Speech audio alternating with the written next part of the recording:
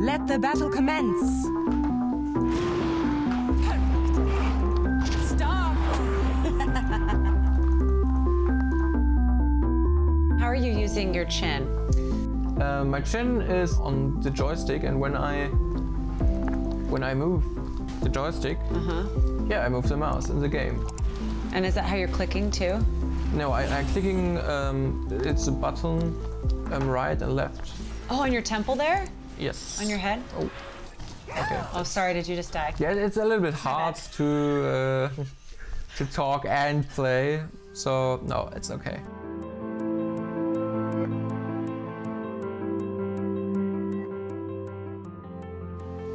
What were you like as a kid? I was a very active kid. I was very much outside and done a lot of sports. Do you think that you're all pretty competitive as a family? Yeah, I think my brother and me, we are very competitive. Ich hatte den Vorteil, ich war nochmal der ältere Bruder, hatte immer ein bisschen mehr Kraft in dem Sinne schon. Aber mein Bruder hat mich nie unterkriegen lassen. Es gab auch Sachen, wo er dann wirklich besser war als ich und das musste ich dann auch irgendwann akzeptieren. Which one is Mark? Mark's der Lil. Oh, there he is. He has a talent for all kinds of sports. Oh my gosh. Skiing, snowboarding. I think this was the center of his life. This is 2007, the end of 2007 it looks like. Yes.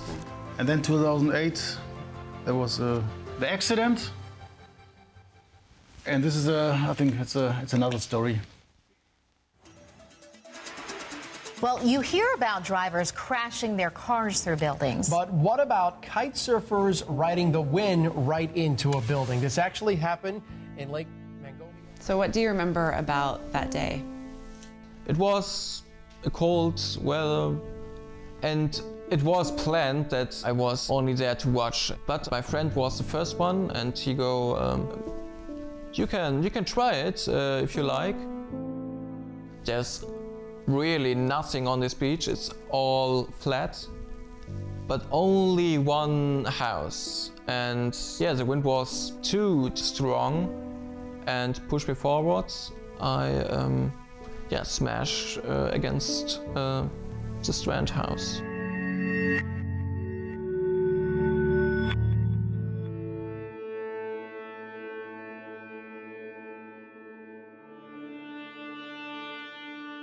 So you saved everything. Yeah. He flew against this building. Oh, that's the building? No, that's the building. So this was a trauma helicopter. And then he was, for 6 months, he was in the hospital. And we were not sure if he will be able to walk again. Maybe he will die. Can you talk about what it was like to have to be the one to tell him what his injuries were? Ich war damals 16. Ich hatte vorher nie was von einer Querschnittslähmung gehört. Es ihm dann aber auch zu sagen, dann das in Marks Augen zu sehen, war schon sehr belastend und natürlich sehr traurig, weil das natürlich keiner wahrhaben wollte. Ne?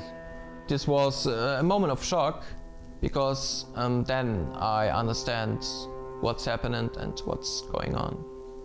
It was very scary, but your family members are feeling sad about you and your situation, and you want to change that because you are the reason for it. And so I try to be strong for them. Normally I could cry every day because when I'm looking back, these pictures, and he was running and jumping, but I see the progress today. So for me it's sort of tragedy. It was a kind of challenge, I would say, that we stand it as a family. And now everything is normal. When my accident happened, I was very sad that I didn't really have many chances to be competitive to someone because of my handicap. And after 2 years or something like that, my best friend came to me and he wanted to play Dota. I played with him before my accident, and he said, yeah, maybe we can play together again. So how often would you guys play together? Oh, I think maybe each day. Every day? Yes. The first game since 2 years was really bad. and I think we lose within 10 minutes. But it was great. It was just the thing we did already before the accident.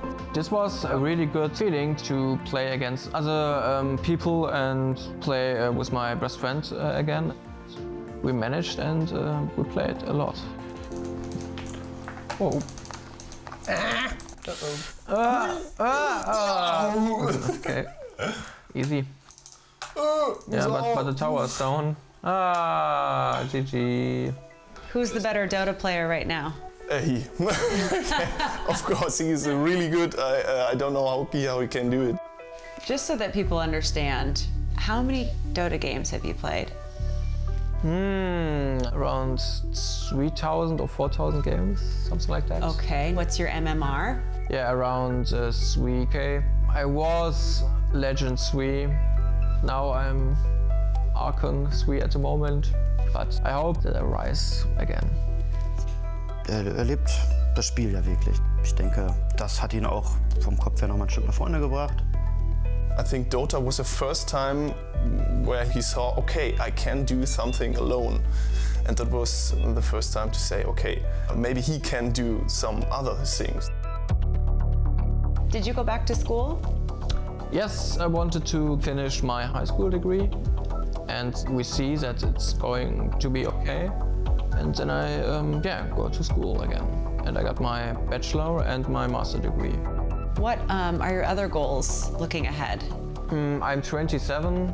Well, it's good to live with my parents, but there is a time you need to move out and live for your own. Also Marc an sich ist wirklich auch ein Vorbild, auch für mich.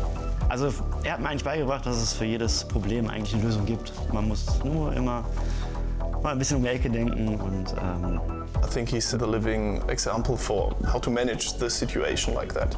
I appreciate that I can be a part of his story, I would say.